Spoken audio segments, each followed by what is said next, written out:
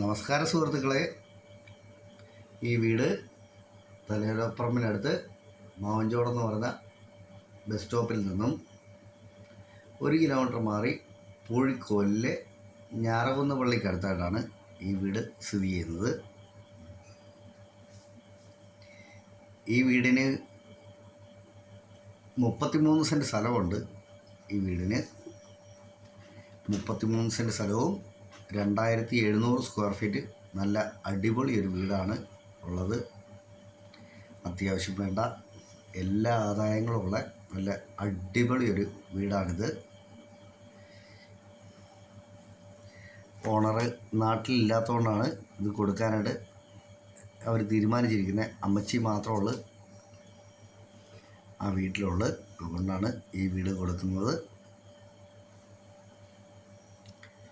ഈ വീട് കൂടാതെ തന്നെ ഇതിന് ഔട്ട് ഹൗസും ഉണ്ട്.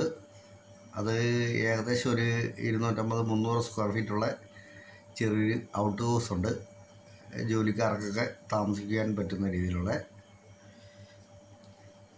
നല്ല പഞ്ചായത്ത് റോഡ് ഫ്രണ്ടേജോട് കൂടി കിടക്കുന്ന വീടാണിത്.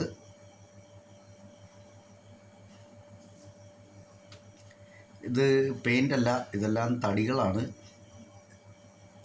ഈ ബെഞ്ചുകൾ തൊട്ട് എല്ലാം തടികളാണ്. ഇതൊരു നടുമുറ്റമാണ്.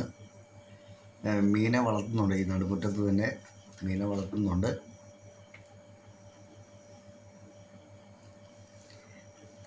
ഈ വീട്ടിലെ ഫർണിച്ചർ എല്ലാം കൂടി കൂട്ടിയാണ് വിൽക്കുവാനായിട്ട് ഉദ്ദേശിക്കുന്നത്. ഇതൊരു കോമൺ ആയിട്ടുള്ളൊരു ബാത്റൂമാണ്. ബാക്കി എല്ലാ ബെഡ്റൂമുകളും അറ്റാച്ച്ഡ് ആണ്. ഈ കിടക്കുന്ന എല്ലാ ഫർണിച്ചറും ഉപയോഗപ്രദമായിട്ടുള്ള എല്ലാ ഫർണിച്ചറും കൂട്ടിയാണ് ഇവർ കൊടുക്കുവാനായിട്ട് ഉദ്ദേശിക്കുന്നത്.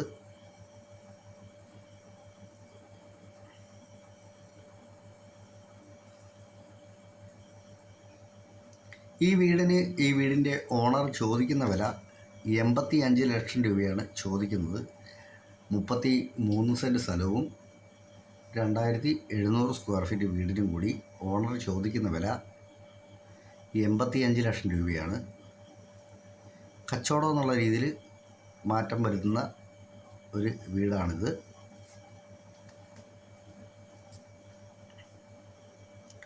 പ്രളയസാധ്യത ഒട്ടുമില്ലാത്ത ഏരിയയിലാണ് ഈ വീട് സ്ഥിതി ചെയ്യുന്നത്.